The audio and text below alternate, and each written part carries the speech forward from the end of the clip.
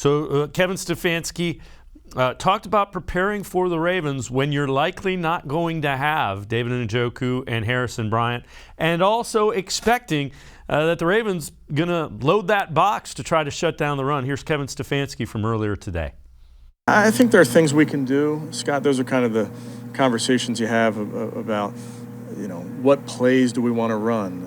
What personnel groupings do we have to be in those plays? And then ultimately, is it worth putting a guy out there that hasn't done that? So those are all conversations we have. And again, I think it goes back to, as coaches, we just got to make sure we put a plan out there that the guys can, number one, play to the best of their ability, but also play fast and not be thinking a lot.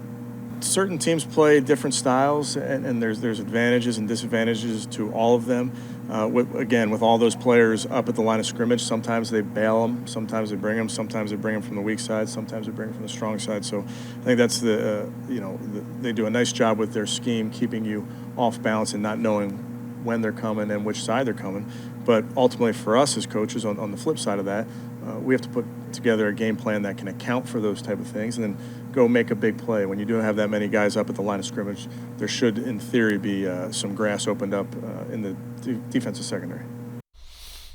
And the flip side of that also with Chubb and Hunt, if you break one or two tackles when there is an 8-man box, numbers say there isn't anybody that's going to be able to chase them down.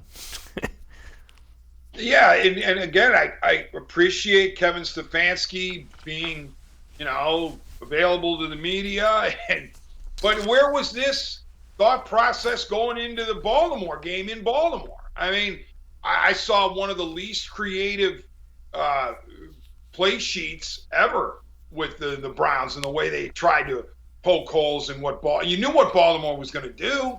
They had to know. If they didn't know, they knew. If they didn't know going in, they knew after the first series that Baltimore was going to commit to stopping the run, and yet there was no counterpunch. There wasn't any legitimate counterpunch. So you would hope with a bye week that the Browns brain trust, and I'm giving them credit. I'm not being facetious here. You've got Ivy Leaguer Stefanski. You have Van Pelt. You have Hall of Fame in waiting Callahan.